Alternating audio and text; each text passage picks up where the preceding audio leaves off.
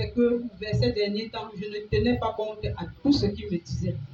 Il m'a dit en 2020, ma fille, je suis fatiguée, mais Dieu ne veut pas me donner la mort. Je suis fatiguée. La seule chose que je peux faire, c'est supporter. Chaque fois, il me disait ça, mais je ne comprenais pas. Il m'a même dit, ma fille, va au PTT. Tu vois Rosalie, tu t'arranges avec elle, comment tu vas chaque fois toucher mon salaire. Je n'ai pas toujours compris. Il est venu à Bafoussam. Il me dit, ma fille, je suis fatiguée. Ça peut arriver d'un moment à l'autre. Je ne comprenais pas toujours. Il m'a donné les charges que je remettais toujours à demain. Je ne les assumais pas. Papa m'a toujours dit, les gens veulent ma mort. Mais le jour que je vais mourir, personne ne sera au courant. Les gens seront surpris parce que Dieu va me donner un bon repos.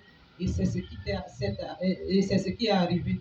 Aujourd'hui, je regrette de ne pas avoir mis en pratique certaines choses que papa m'a dit. Parce qu'avec tout ce qu'il a suivi, tout ce qu'il a subi quand il était à la Régence ici, quand je regardais parfois mon père, je disais que le papa s'y est invincible. Il est intouchable.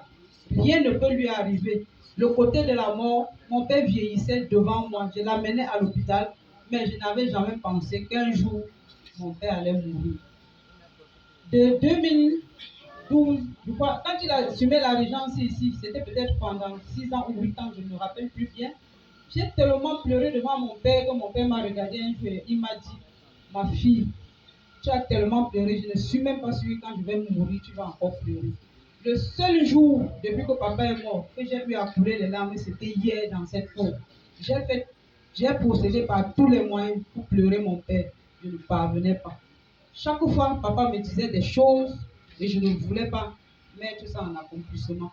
Aujourd'hui, je regrette d'avoir négligé certaines choses, mais l'amour que mon père portait pour moi, pour des gens, pour des voisins, le pardon qu'il accordait aux gens, aujourd'hui, je prie le bon Dieu qu'il me donne le même cœur qu'il a donné à mon père. Quand je regarde mon papa, je compare sa vie avec celle de Joseph dans la Bible. Quand je regarde la foi de mon papa, je compare sa foi à la foi d'Abraham. Oh Dieu Tout-Puissant, je te remercie Seigneur pour cette main Seigneur que tu as posée sur mon papa, pour le regard favorable, pour la faveur que tu as donnée à mon père pendant qu'il était encore en vie.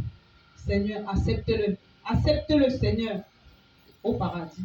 Quelles que soient les fautes qu'il a commises, Seigneur, je te supplie en ce moment de le pardonner et que son âme repose en paix